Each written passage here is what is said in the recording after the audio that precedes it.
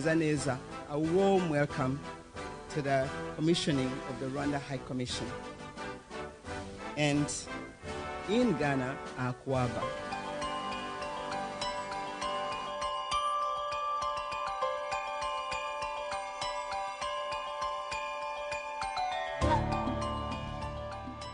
The ceremony here today signals a strong intention by the governments of Rwanda and Ghana to advance the relation of our two countries to new heights, hence contributing to the greater development and improvement of the lives of both the people of Rwanda and the people of Ghana.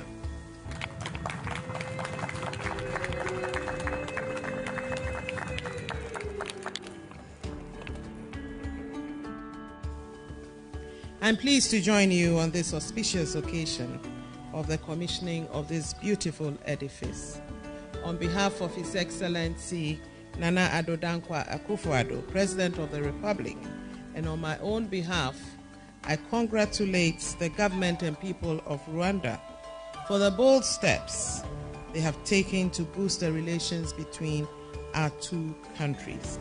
So it is with great pride and pleasure that I formally declare open the High Commission of the Republic of Rwanda in Accra, Ghana. Thank you for your kind attention.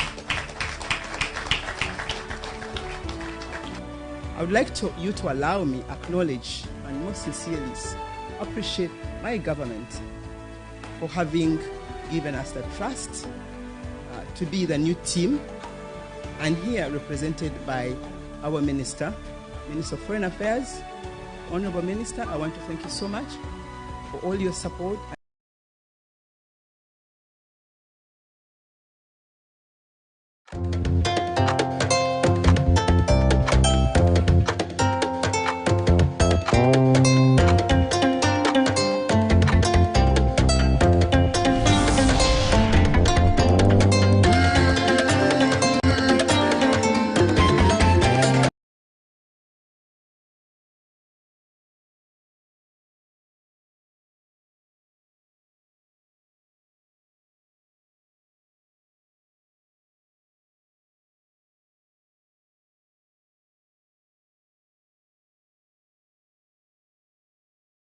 Well, I'm very, very happy to be home and to serve you right from the studios of AM Ghana. Welcome to AM Ghana once again. My name is Reginald Addy, and glad to be here indeed. So you just saw a snippet of what's almost a year old now during the commissioning of the Rwandan embassy here in Ghana, and several strides made already, and we are hoping that bilateral relations between Ghana and Rwanda would definitely be strengthened right on from here after this conversation.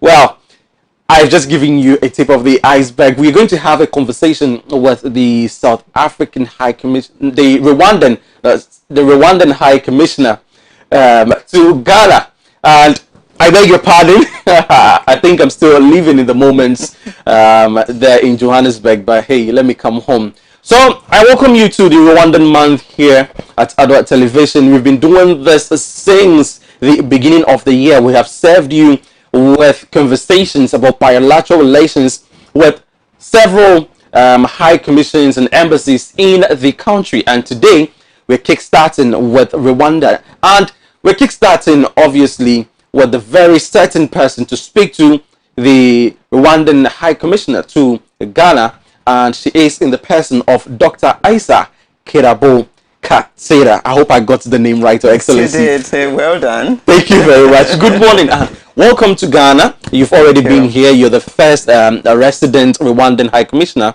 in Ghana. But welcome once again to Ghana, and welcome to Adoatv Television AM Ghana. How are you doing, Your Excellency? Very well, thank you, Reggie. Thank you so much.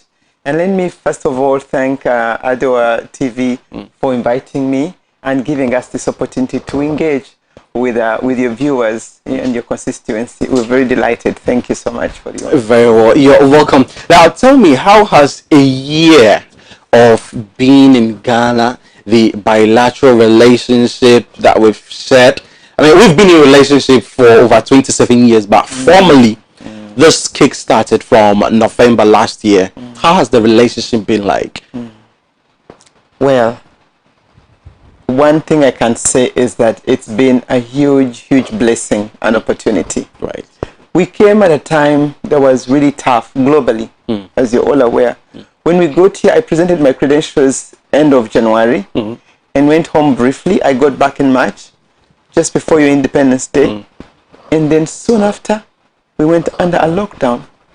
So I think that was a bit of a shock and a test.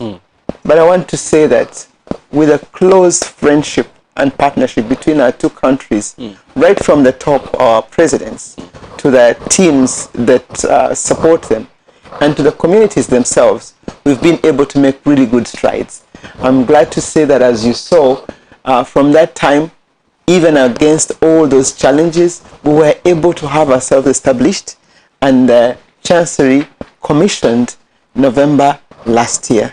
Since that time to date, we have made really commendable strides. Right.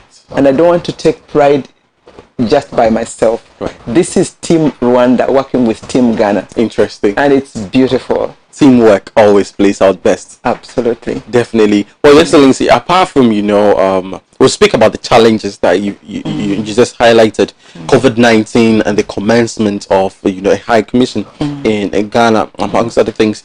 Let's focus a bit more on your stay in Ghana. Through teamwork, you've made several strides, but personally, how has your stay in Ghana been like? One thing that we can boast here of in Ghana is our hospitality, and I hope you have enjoyed bits of that already. But apart from the hospitality, how has your stay in Ghana been like so far? Very, very good. What I can say is that, let me start maybe off with a person, as you've asked.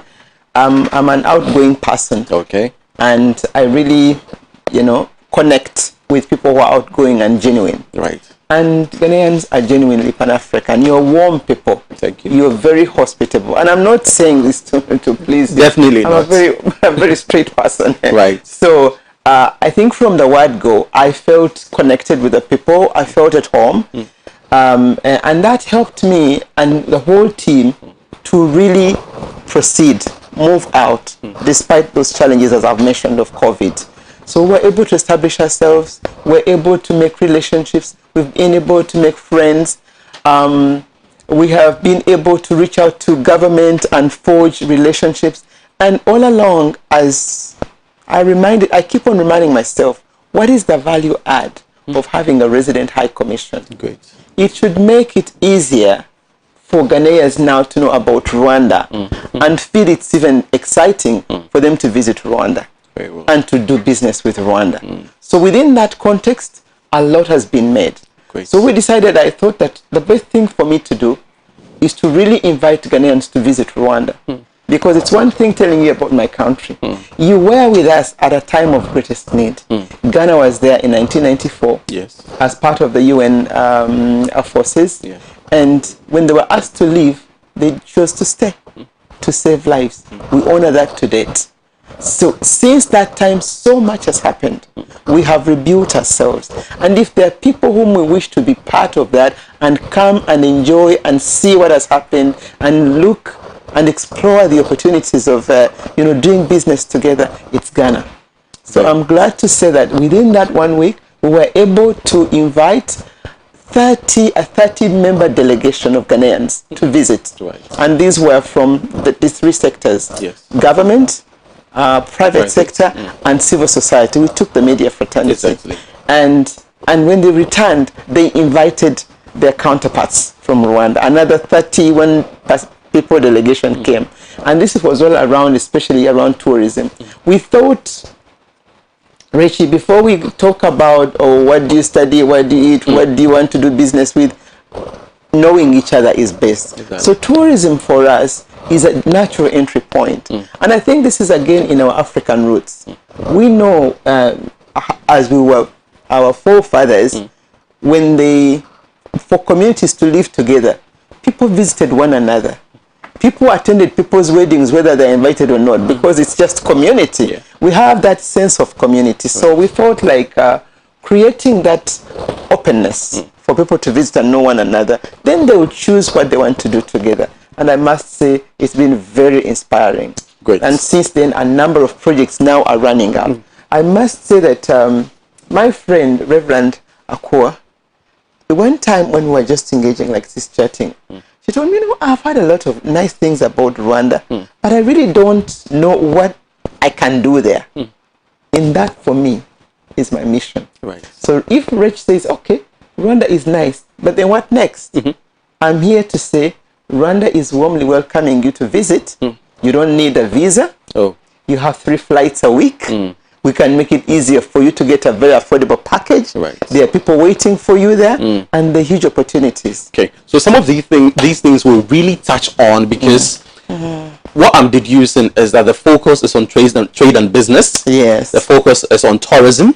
Yes. And education. Education Yes. as well, which you haven't touched so much on. So we will pick bits of all of these and dissect them properly in the span of this conversation. Let's begin from knowing you, knowing me, like you said, to establish the grounds of all of that we want to go into. At which point did Rwanda decide that, hey, it's high time we establish ourselves in Ghana? What went into, you know, the beginning or the establishment of the commission in Ghana? And you've mentioned some of the strides, right? From here, what is the way forward? Allow me to take you back a little bit. Yes, let's go back. On why we have a resident high commission here. Yes. The vision of my country and my president is to make the integration of Africa real. Right. When we whatever we went through, as you well know, the war and genocide has been a great and deep lesson for us. Yes. That there is a time the world divided us. It's upon us to unite. And so back at home, actually when it comes to the unity of Rwandans and Africans, it's something we take very, very seriously. To that effect, way ahead, I think it was 2013, Rwanda was the first country in Africa to open its gates to Africans to come without just get your visa at the airport, just because you are an African. That just to give you that feel. So within that context, there's been a lot of investment. If we're saying that we want to really open up and enhance and support Africa's integration, how are we going to do it? One of the other areas is in foreign relations. Right. So out of our 38 missions, 20 are on the continent. Right. So within that context, even with a limited budget, as long as we're able to make a small step, then we make that step. I'm glad to say that in 2019, Rwanda then decided to open a resident mission here, because we'd been covered from Nigeria, and my colleague was covering like 8 main countries. So because of the natural, the relationship that we have, we wanted to have closeness. Right. And I'm glad that that is working out very well. I must also add that even before coming, there is so much we continue to do together. Whether it comes to political discussions, engagements, there is so much cooperation between Rwanda and Ghana. You're aware that Rwanda and Ghana are some of the big contributors to peace and security globally. Exactly. And on the continent. Exactly. And when it comes to whatever we deliberate at the African Union level, we still consult and very, very often stand together to support one another. So in that context, even in the establishment of the African Continental Free Trade Area, Rwanda supported Ghana to host the secretariat here from the word go. So we have a very long-standing relationship. It's only, I believe, that sometimes the constraints of resources, you can't do everything at the time that you would have loved it. Maybe it would have come much earlier. But we are glad we are here, and I'm glad to say that the government of Ghana also decided that you have a high commission in Rwanda that was declared or mentioned by the Minister of Foreign Affairs at the launch of the High Commission. Right. There is a commitment, so it's soon coming. Very well. So basing on the positive relationship that we have shared so far, I mean, there's a lot to learn from Rwanda, and there's a lot that Rwanda can also learn from Ghana. In encompassing all of that knowledge that we can share together, in what areas would you say that Ghana and Rwanda has shared knowledge and made the relationship perhaps even better? Okay, well, thank you very much, Reggie.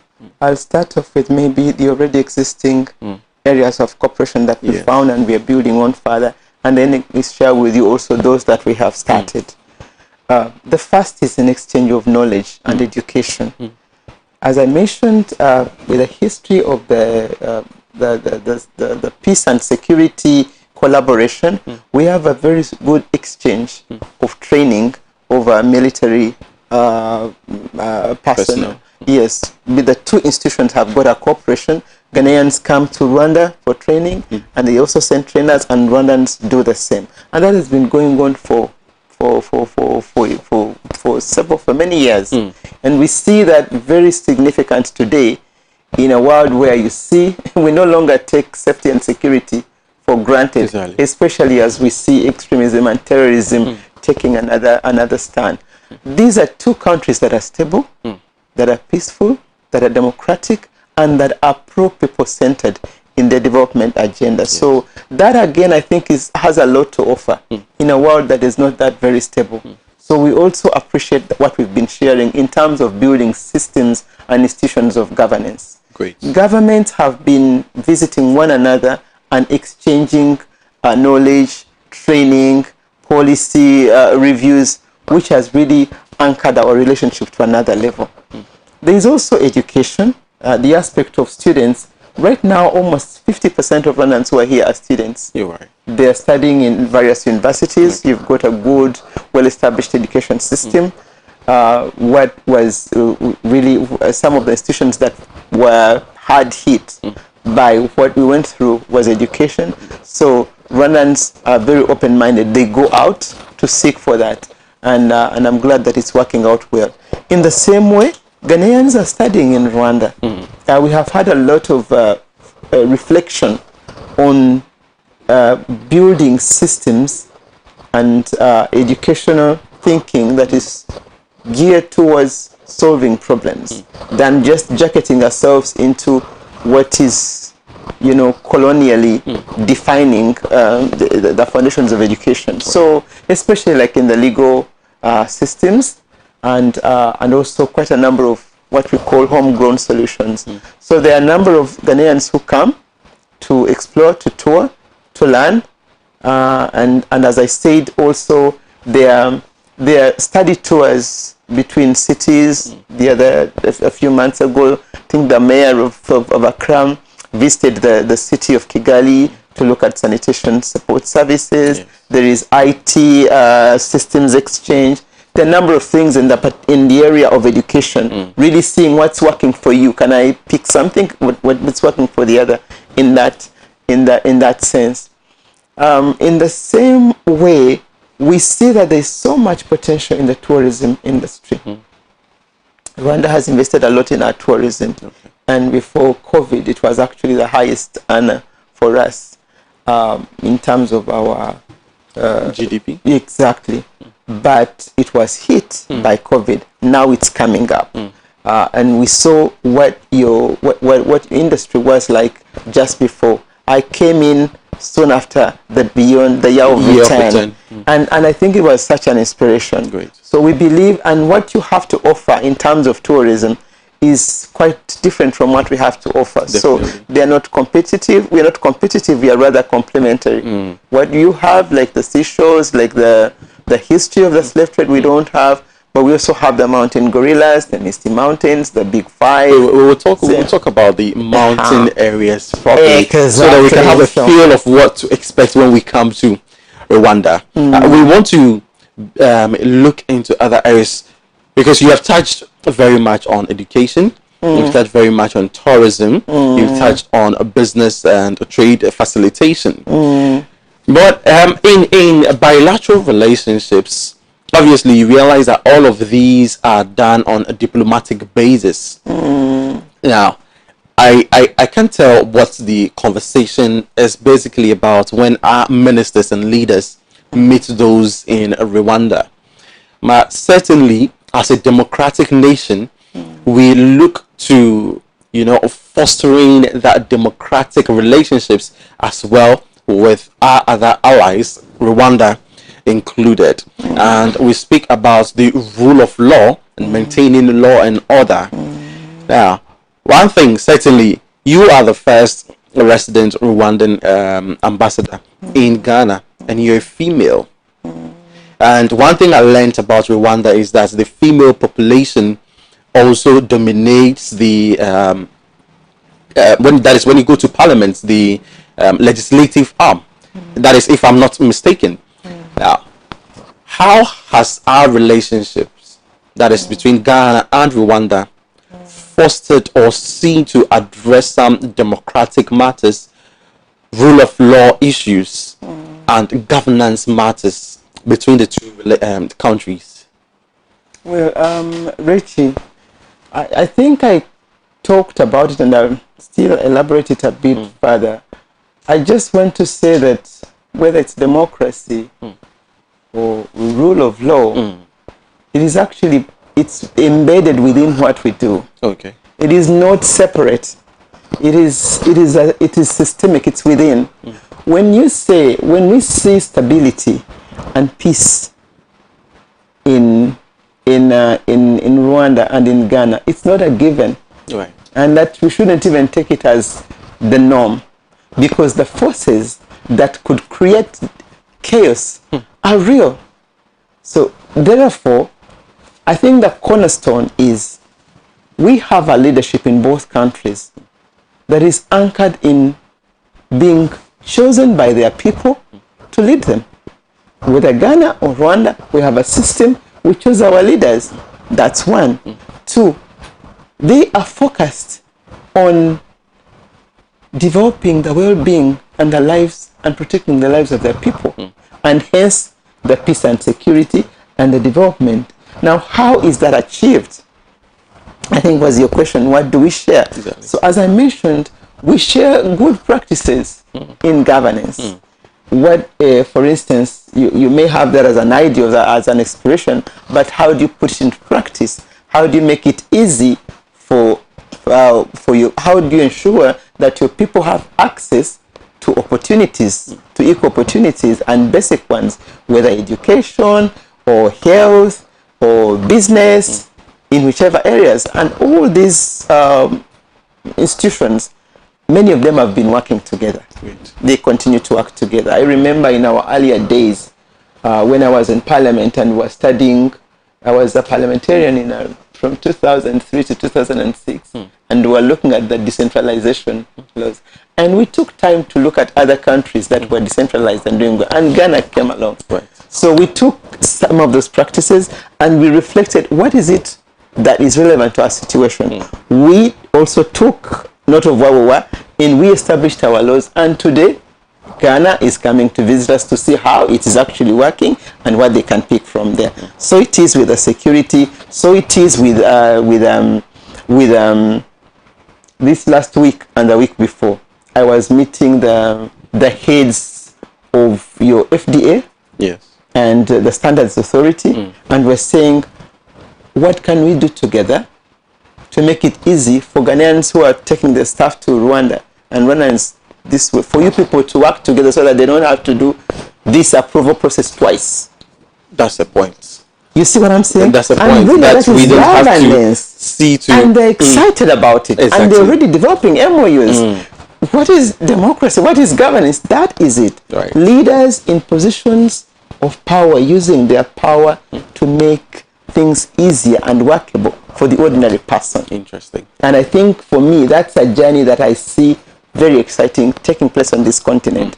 And that the bigger chapeau is in terms of doing business and trade, AFCTA creates the institutional framework. Yeah. And I think we should commend the government of Ghana for having enabled FCTA to take off even in the crisis of COVID. Interesting. And Rwanda is very committed. So Rwanda wants to work with Ghana to just help get this intra-African business operational. So people like you, women, men, can find it easy to do business. Great. I think there's a question you raised about women in leadership. That is an aspect of human rights, because when you look at a country like Ghana, for instance, and the ratio of men to women, especially in government sector or in the employment areas, is not much of what women expect. Now in Ghana,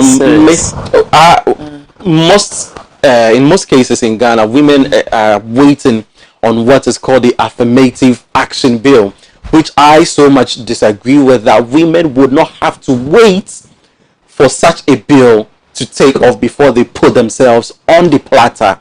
And these are human rights issues, and a lot of people who advocate on the rights of females have touched highly on this. It's going to be a very interesting discussion because I'm a believer in affirmative action. Very I well. like sharing with you my experience. And I'm not just a believer. Rwanda is a believer of affirmative action. I agree with you that women shouldn't sit back and just wait for that platter. But I think women have a right to be supported, to be on that. Because I don't think that they're not there because they're not capable. It's just that by virtue of what we've gone through, we've been so disadvantaged that even when you're capable, you're really you're unable to get there because the hurdles and challenges are so much. So in our case in Rwanda, when we were discussing which laws were going to govern us, right from the Constitution, we asked ourselves, what is it that we want to be, and what is it that we have seen has worked in helping us get out of, the pit in which we are moving forward. The role of women was very clear. The role of women in holding family together. The role of women in right from the home.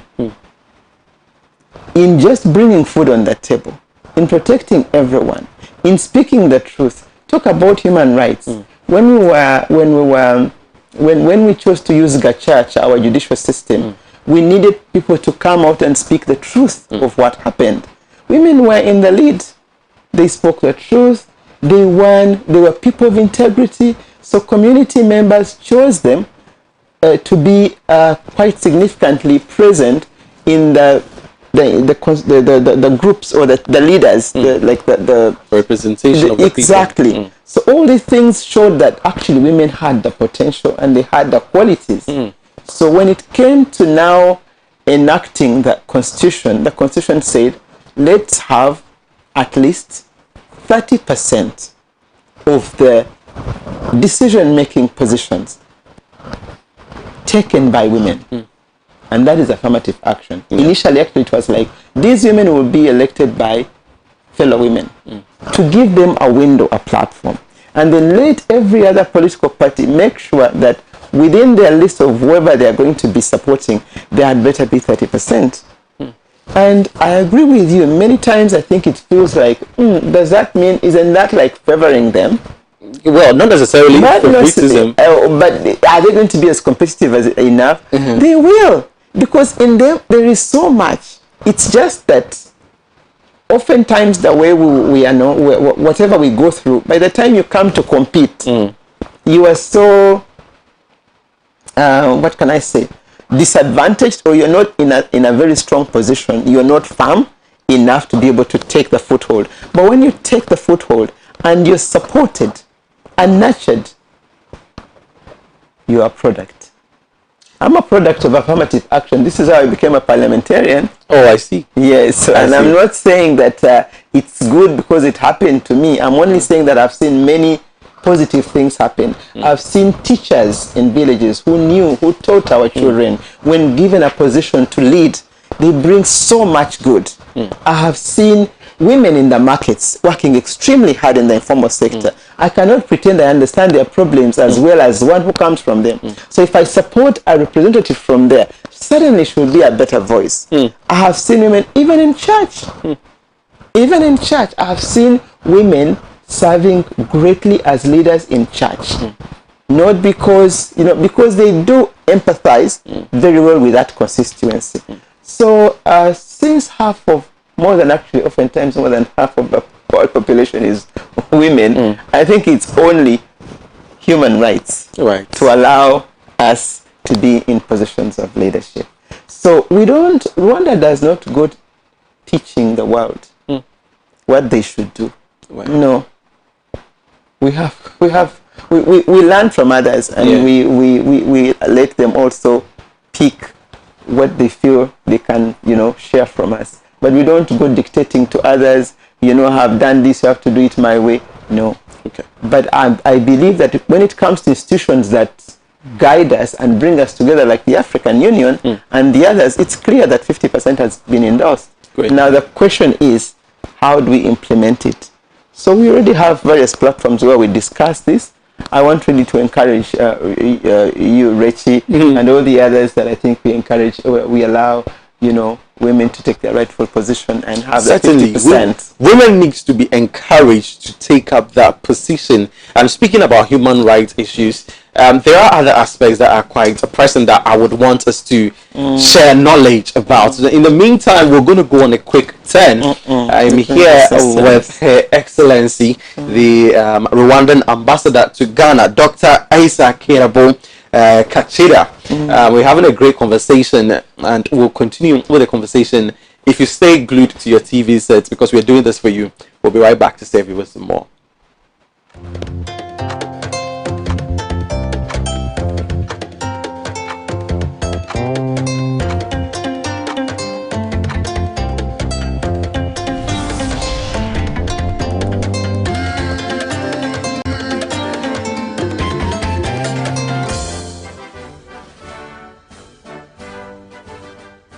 Murakazaneza, a warm welcome to the commissioning of the Rwanda High Commission.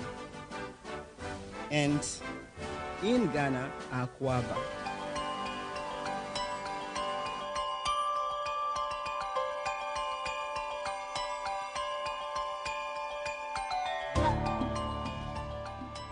The ceremony here today signals a strong intention by the governments of Rwanda and Ghana to advance the relation of our two countries to new heights, hence contributing to the greater development and improvement of the lives of both the people of Rwanda and the people of Ghana.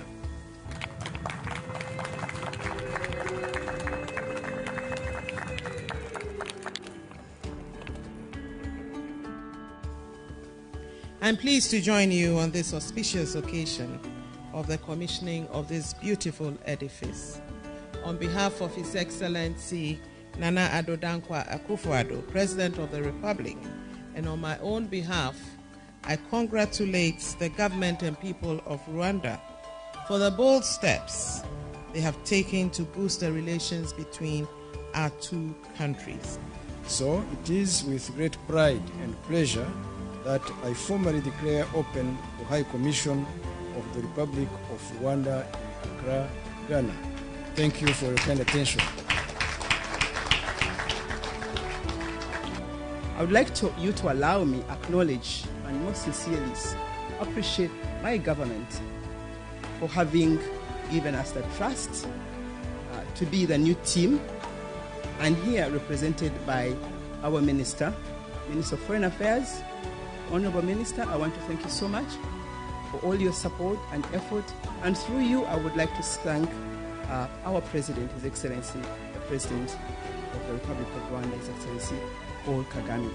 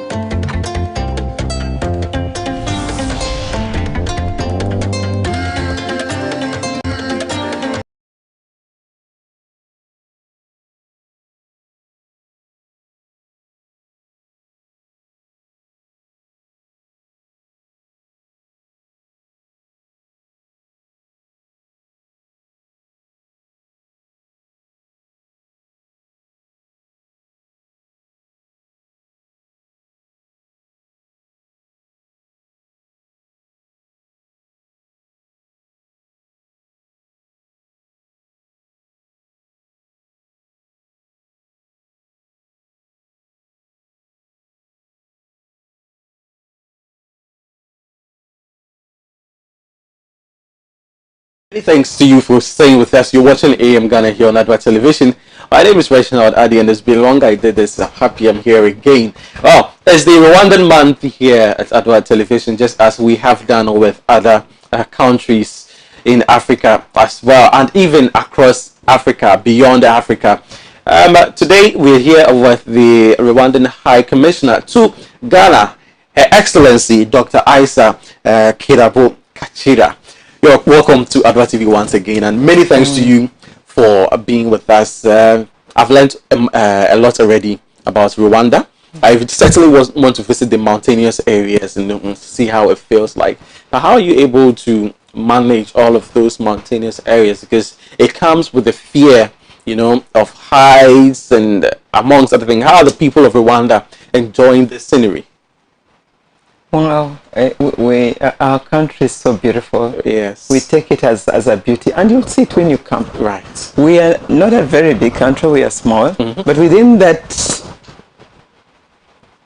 area of 26,000 square kilometers, Yes. we have a diversity of terrain. Yeah. So and Kigali is in the center.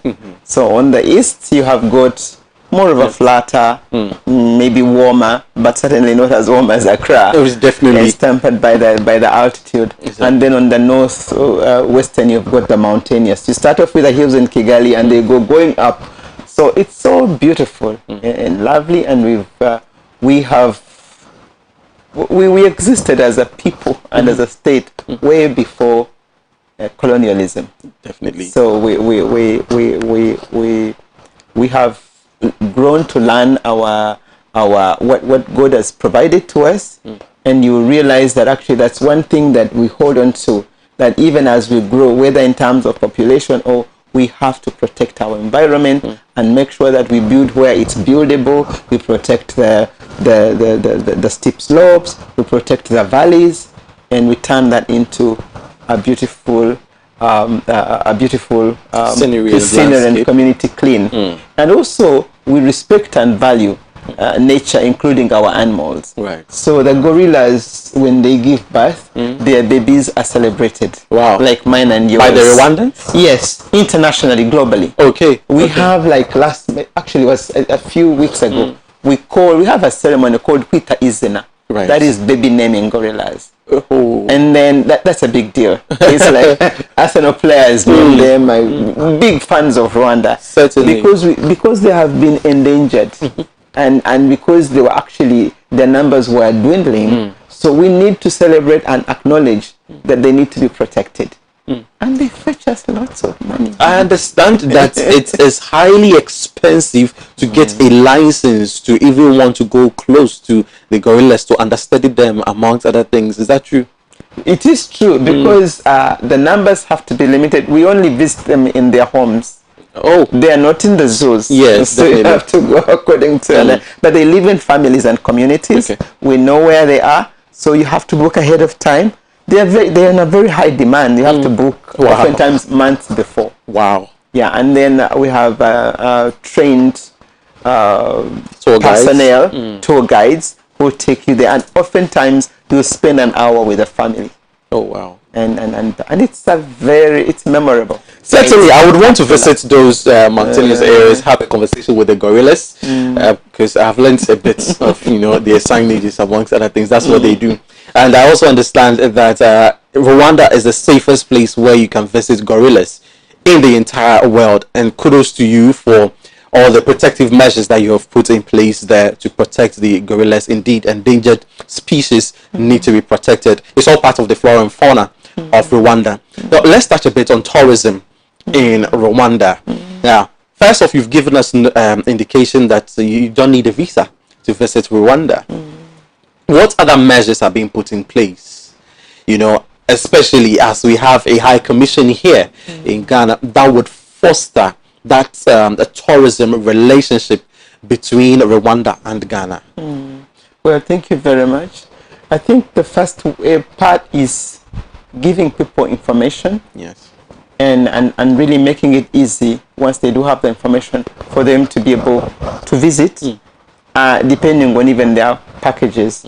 So we decided to bring the stakeholders in that business together and have them discuss. We brought on government, we brought on the tour operators, and the tour operators, guides, transporters, the whole ecosystem. They visited, as I mentioned, they visited one another, and now they are partnering. Right. Yeah, you mentioned earlier at the beginning that you had been, I think you implied that you'd been on a holiday in Johannesburg. Yes. We're yes, now yes. making it attractive for one. If you're going to Johannesburg or if you're going to Dubai, you can actually take a break for 2-3 days in Rwanda, and you can tour. Whether you're going to the gorillas or you're going to the Akajara, the Big Five, or you're going even to cultural heritage. Maybe there's something that I forgot to mention, Rachel, which is very, very important. I've observed that Ghanaians deeply value and love their culture and heritage extensively, and that is us. We love our culture and heritage, and there's so many areas that you could go to just appreciate and experience that. So there are different packages. We have an institution, Rwanda Development Board, that's in charge of giving you the information that you want. So we connect you with that. You can come to office, you can call in, you can check even on our website. They will give you the information that you want, and again, that will make it easier for you. If you want to register business, you can do it in a matter of hours. 6 hours, you're done. And all that you need is also and you can do it virtually. Right. So this says it's one thing giving you information, it's another helping you to visit and also to go there. You'll also be availed with various packages. So if you have, depending on the money that you have, whether you want like high class or medium or lower, all these are very much available. Right. I think the other thing I can say is that we need to have someone do it. Like, we need to have many Ghanaians start doing business together and tour, especially like in the tourism industry. So for that reason, we have learned in life that young people move much faster. Interesting. So there is an intentional investment in getting young people on board to visit and explore what they can do together. And I want to say we have a huge opportunity in something that's coming. Okay. Our president thought of an idea of connecting young people long ago, like in 2013. And he, again, with the Africa's integration, he decided that why don't we create a platform where once in a year, young people from Africa come and just discuss their business. Then they advise government what they want, and they hear from government how they can be, guided, and private sector.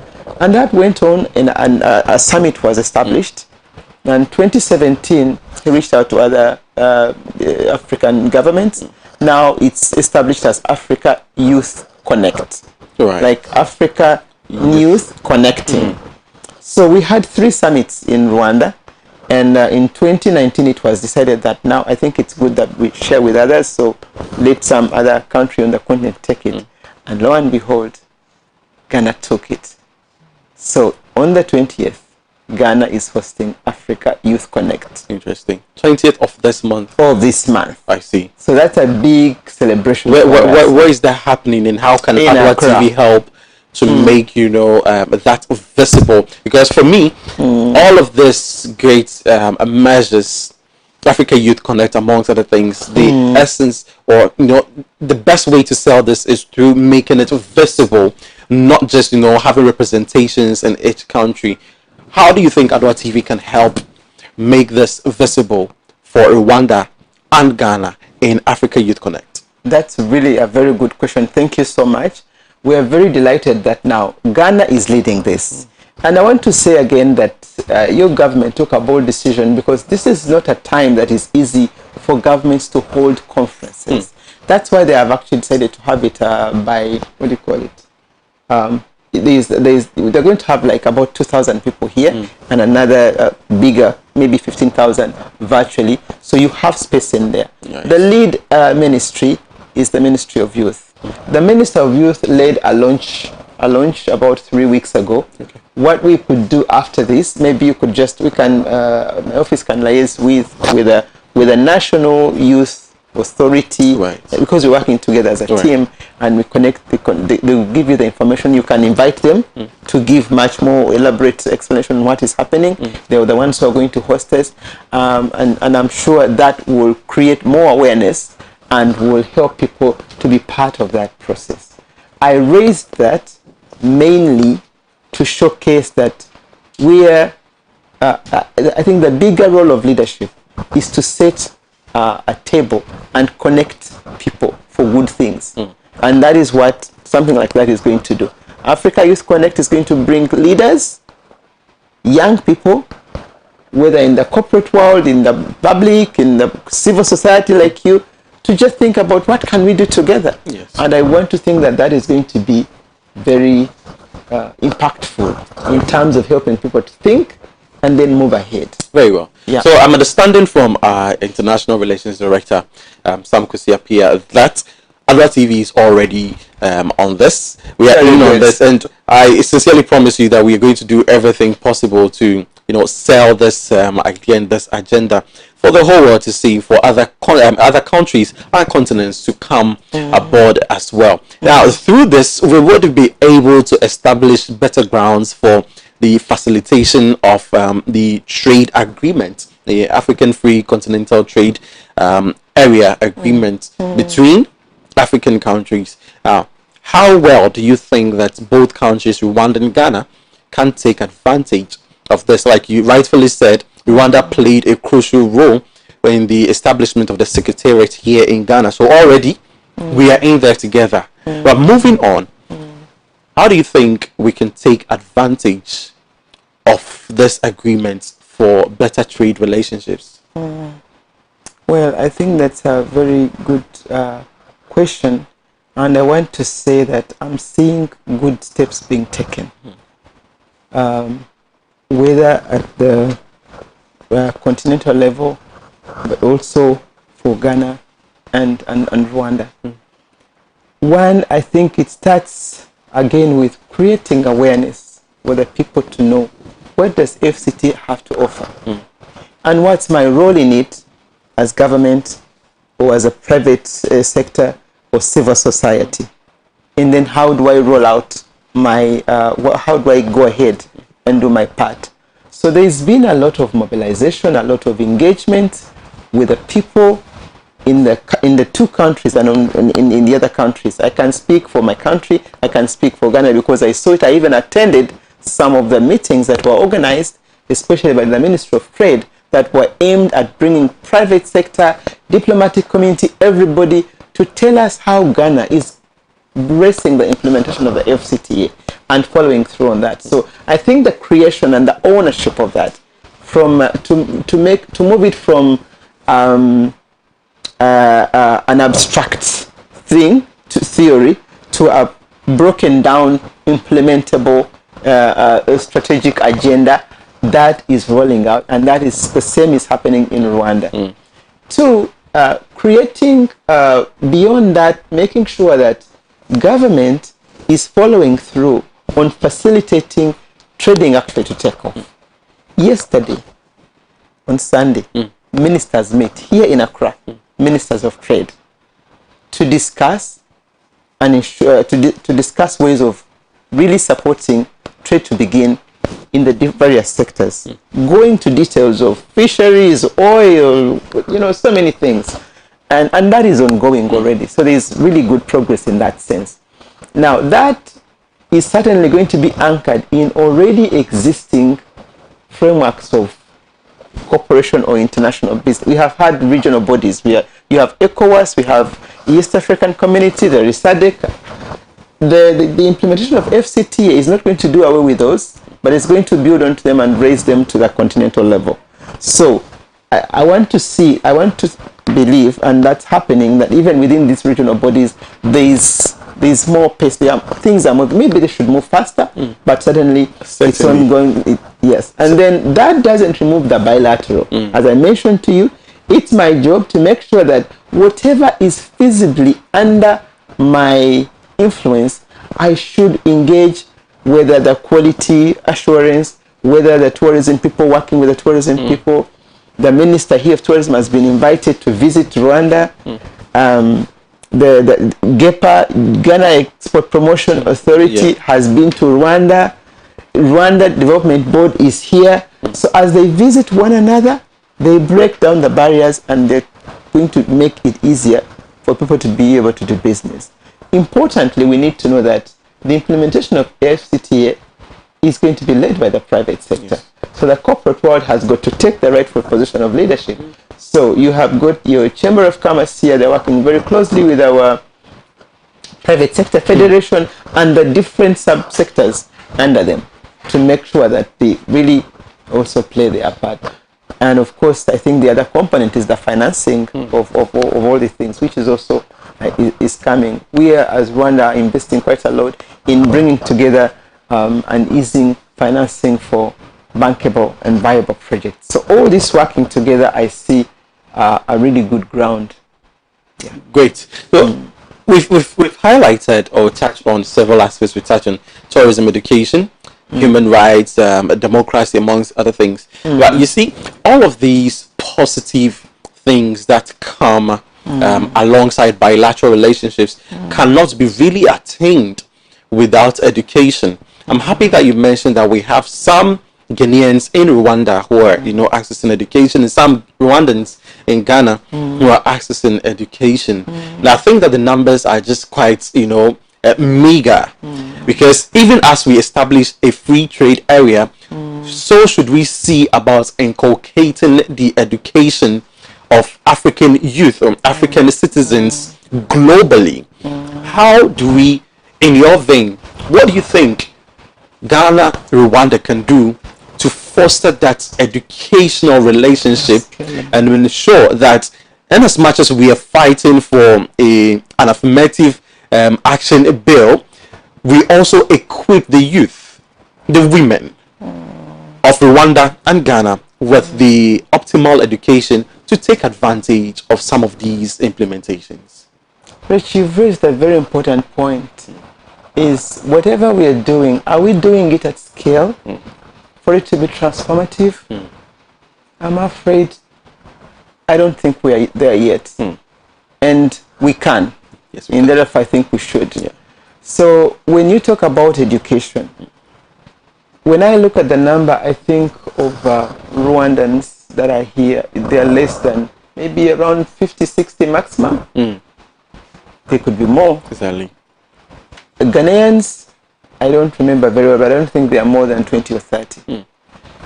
The good news is the seed has been sown. Okay. We have got, let me just give you two examples. We have got really good colleges that would benefit Ghanaians and the rest of the continent that are already established in Kigali. One has been established by a Ghanaian, Fred Swanika. He's established an African Leadership University. It's one of the best facilities I've seen. Right. And it's really beautiful with a very clear, pure Pan-African spirit anchoring it in there, where he's inviting young people who have finished high school or some who have finished the first degree and want to be focused on solving problems and then work from there to acquire skills that are relevant to those problems solving, whether in IT, entrepreneurship, engineering. It's a really great facility. We had, he had an interview with the president, and they engaged university students back at home in Rwanda. I want to use this opportunity to invite Ghanaians to take advantage of that, because right now, when I visited, I met just about, 20 students. They were coming from 13 countries on the continent. So I really believe that even the whole thing about studying, there is the content, but there's also the relationship. Exactly. When you come from different places, what's going to come out of there is certainly Pan-African, much more than when you are cocooned in a small thing. We have another one called Carnegie Mellon University Africa. This is a branch of Carnegie Mellon University in the US. Right. It's the first, I think it tops the world today in IT and digital knowledge. And the degree you will get there is a Carnegie Mellon university degree, and the rates are almost like 30%, over 60% less than what you'd be spending in the US. So these facilities have been established so that when you want to acquire knowledge and education, you don't necessarily have to look from without. You begin from within first, see what is there, and then offer what you have. And I believe that will really help us. So we need to take advantage of discussions like this to raise awareness to the people, to the parents, to the young minds, that we have so much to share and to learn from one another. I think that is from the formal education. What I'm also learning, continuing to learn, because I cover 5 countries, extra countries. We cover 6 countries from here as the High Commission. I see. Yes, so I cover Ivory Coast, Benin, Togo, Sierra Leone, and Liberia. Oh, wow. And I've presented credentials to all except Liberia. Okay. And the more I visit them, the more I realize how much we have lost time by every one of us seeking for solutions from outside of Africa. Yet we have so much in common. I want to think that in my position as the High Commission, there is so much that I can learn from fellow African women here. Right. And now the virtual space is really helping us, including yourselves. So if I was to ask, for instance, that this is the TV of the Anglican, the Anglican Church, how much are you connecting with the other, Anglican churches in terms of educating and bringing on this intra-African business and trade?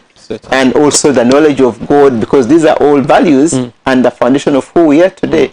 So I think we all have been doing something, but we need to scale it up and put it at, raise it to another level. So I can't overemphasize what you just raised. It's very important, and I think it's high time we focused on it and really maximize it. Very well. We certainly need to maximize. I'm happy about how you've spoken extensively on these, but one amongst them is the matter of COVID-19.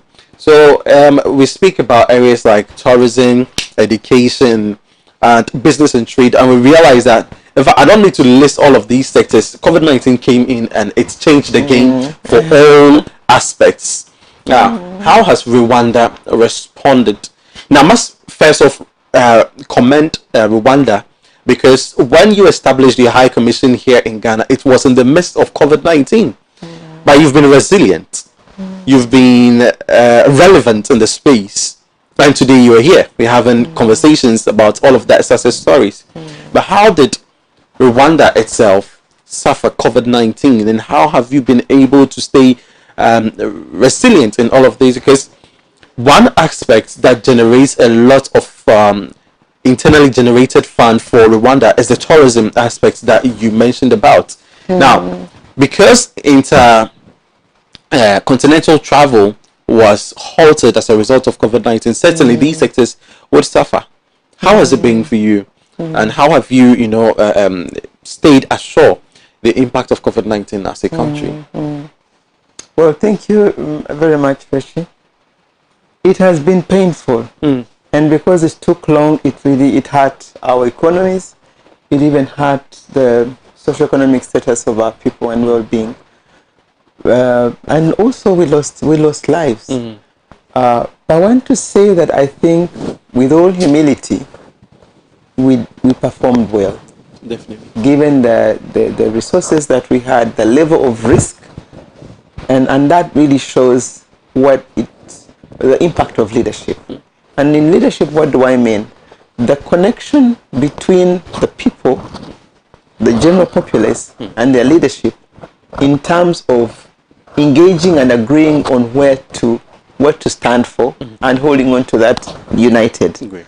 So for us, when it hit, because there is already a level of trust between the leadership and the people. Interesting.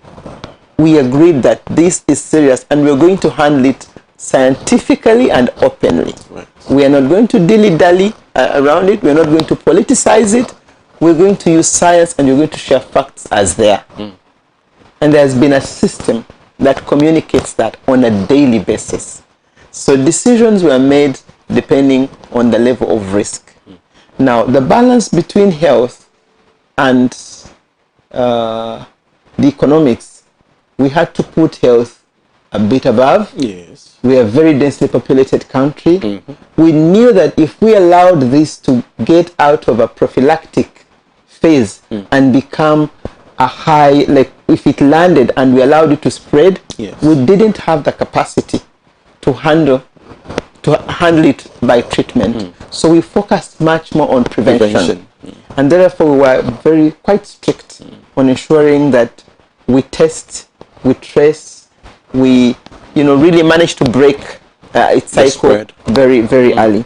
But that was combined with clear, well laid out protection, socioeconomic protection for the vulnerable, because there are people who earn their living by going to work every day, and you can't just stop without creating a support mechanism. So there was a support mechanism created as we protected the lives of the people, and that helped us. So I don't have the statistics right now, but we're the lowest that it could be, and I'm glad that we already had also an existing good health system. Rwanda has almost a universal health coverage. We have over 95, I think, or 98% of our people with medical coverage. Interesting. So when it came to being people being tested, being treated, being quarantined, there is already a system and a mechanism. Of course, it was expensive, but it was worth it. So I can say that I think that helped us to come out. Right now, we are doing well. We are opening. Most of the impromptu surveys are indicating very low, sometimes actually no positive tests. So the country is opening up more and more, and tourism is on the rise. Soaring up. It's soaring up. Right. I want to think that this coming Christmas is going to be the end of year, Christmas, New Year is going to be a vibrant period. Well, let's see how well we can collaborate so that Adoatv will visit Rwanda so that we can come in and tell the story of Rwanda as it is and how it is going to be like. Now, speaking of how it's going to be like, briefly, because we are hard pressed with time, what do you think are some of the avenues or... But there's things I didn't mention on that I think are important. Yes. The Pan-African strategy, I want to commend the fact that it's not only Rwanda, but there was a Pan-African plan to work together, because this was not a localized problem. So I'm glad that whether in terms of prevention or whatever, we needed the facilities, the protection mechanisms, there was a Pan-African platform. Rwanda participated together with the others, including the vaccinations. Now the next strategy is to set up health facilities, institutions, plans to produce our own vaccines. And Rwanda is taking seriously a look at that. We're investing in it. Well, our country is also taking that into consideration. Absolutely. What I think is that with the meager resources or the scarce resources that we have, that we come to have perhaps regionally health centers that would be producing some of these vaccines, and also research into possible future outbreaks like what we just had. That's a good thing to note. What prospects do you think lay ahead for Rwanda and Ghana in the coming years, even as we've started a good relationship since 2020? Great. A lot. A great. I think I see a lot of really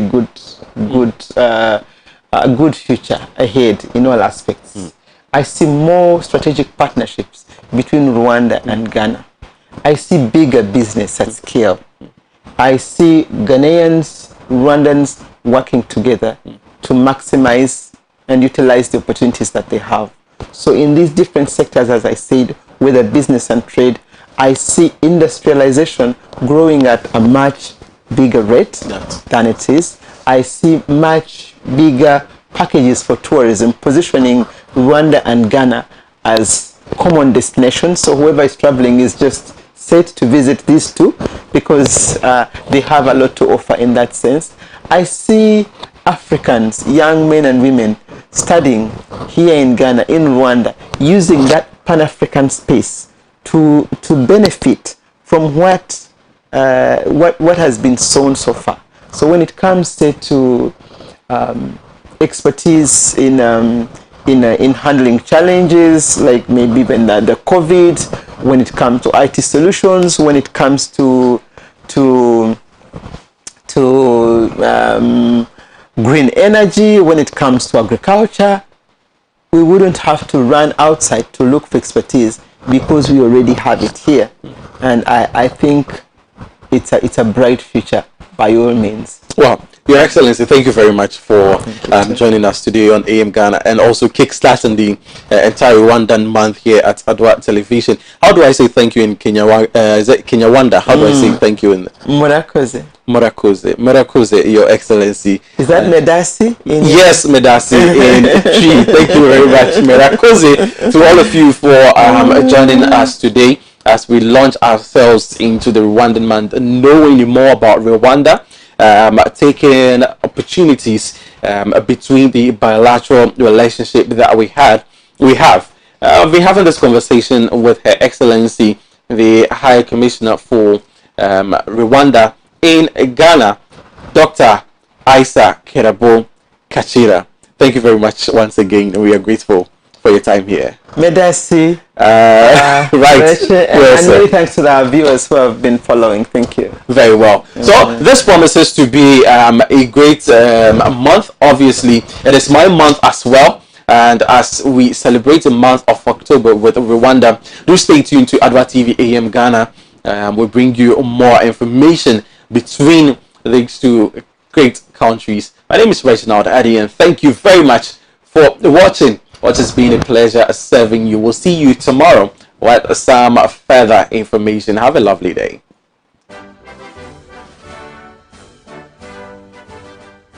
Murakazaneza, a warm welcome to the commissioning of the Rwanda High Commission. And in Ghana, Akwaba.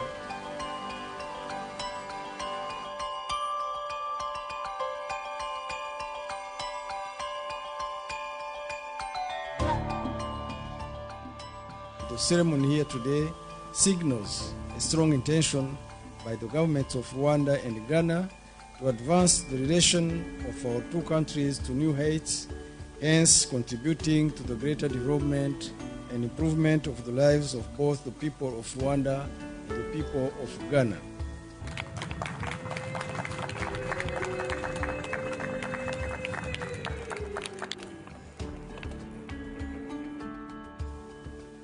I'm pleased to join you on this auspicious occasion of the commissioning of this beautiful edifice.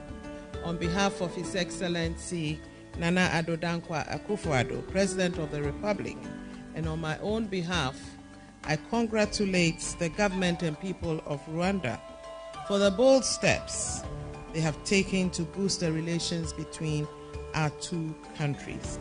So it is with great pride and pleasure that I formally declare open the High Commission of the Republic of Rwanda in Accra, Ghana.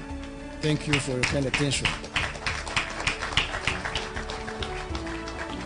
I would like you to allow me acknowledge and most sincerely appreciate my government for having given us the trust to be the new team, and here represented by our Minister of Foreign Affairs. Honorable Minister, I want to thank you so much for all your support and effort. And through you, I would like to thank our President, His Excellency, the President of the Republic of Rwanda, His Excellency Paul Kagame.